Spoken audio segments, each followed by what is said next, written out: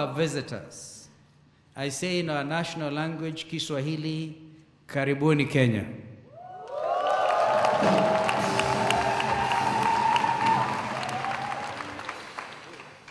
Welcome to our country. Ladies and gentlemen, to become leaders of global standing, we must think about how education and leadership interact, how they translate into transformational leadership that is squarely the domain of the youth because of the natural disposition given to them. By education, I mean continuous edification of the mind that ultimately leads to a greater world view, an ingredient critical to leadership. And in my understanding, no education devoid of mentorship begets the full worth of schooling. It is therefore in the interaction you are engaged in today that you add critical value to your life skills.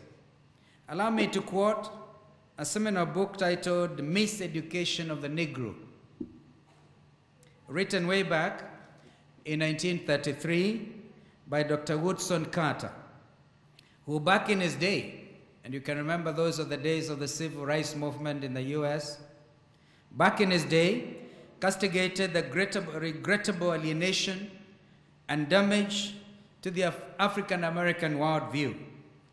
Dr. Carter asserts, and I quote, "When you control a man's thinking, you do not have to worry about his actions. You do not have to tell him not to stand here or go yonder. He will find his proper place and will stay in it. You do not need to send him to the back door. He will go without being told. In fact, if there is no back door, he will cut one for his special benefit.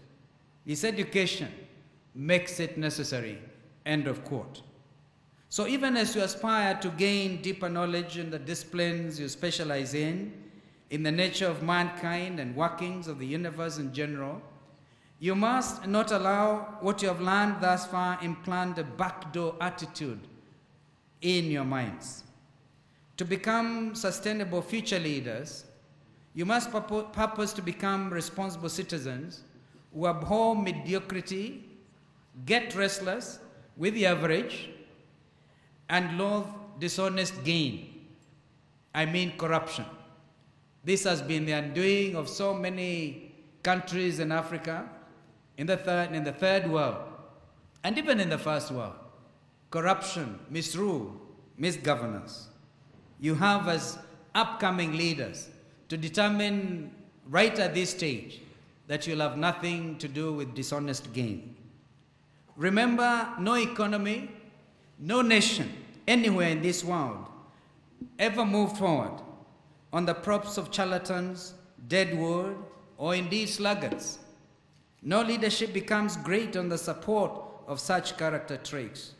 With regard to leadership, which in my view is a concept so ill-framed, so haphazardly interpreted, I wish to share with you Walter Lippmann, another American intellectual, writer, journalist, and 2 times Pulitzer Prize winner, who once famously declared that, and I quote, "The final test of a leader is that he leaves behind in others the conviction and will to carry on," end of quote.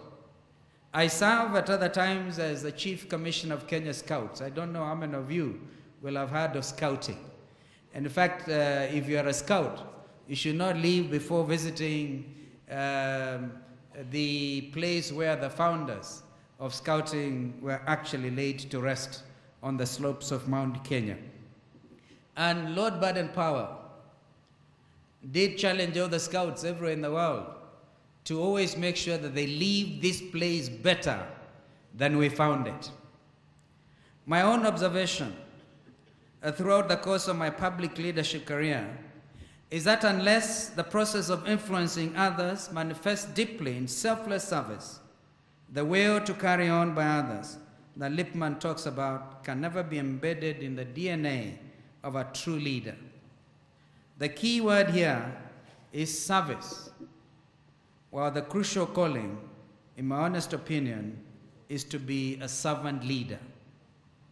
Young friends, young leaders, you must choose between instant gratification, not just in what you engage in the short run, but also where the lure for praise resulting for public displays of much more and self-congratulation beckon. In all you plan to do, I must remind you that the centerpiece of your ultimate success is your own character. May I therefore reiterate words of Mitch Albom on the short-sightedness as framed in his little amazing book, Tuesdays with Maria, a fine piece of literature that captures the utmost joys and benefits of lifelong mentoring. I quote, "No matter where you live, the biggest defect we human beings have is our short-sightedness. I believe you came to a country because you're trying to avoid being short-sighted. And I'm looking at you here.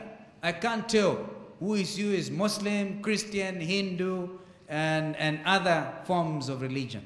I think the time for the world to coexist, regardless of religion, is now. And looking at you, you are the future. Why don't you give yourselves a clap?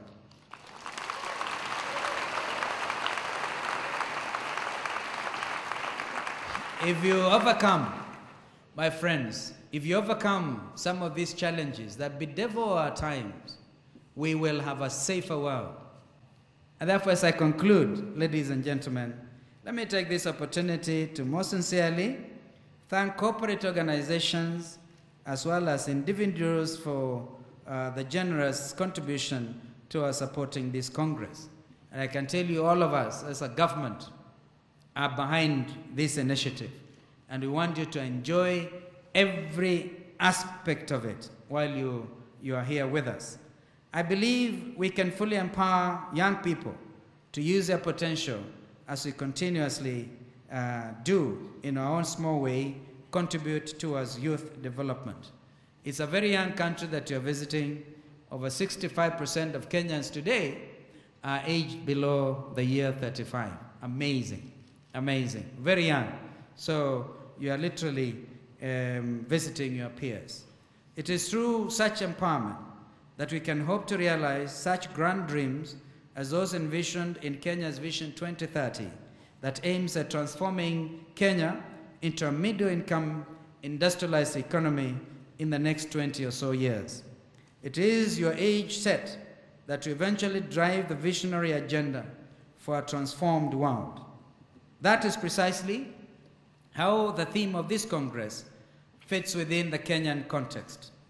May I once more say to our visitors, karibuni sana, Kenya. Please ensure that you sample our country's beautiful scenery before you return to your respective countries. The thing about coming to Kenya is once you come here, how many of you are here for the very first time? Wow, it's like 80%.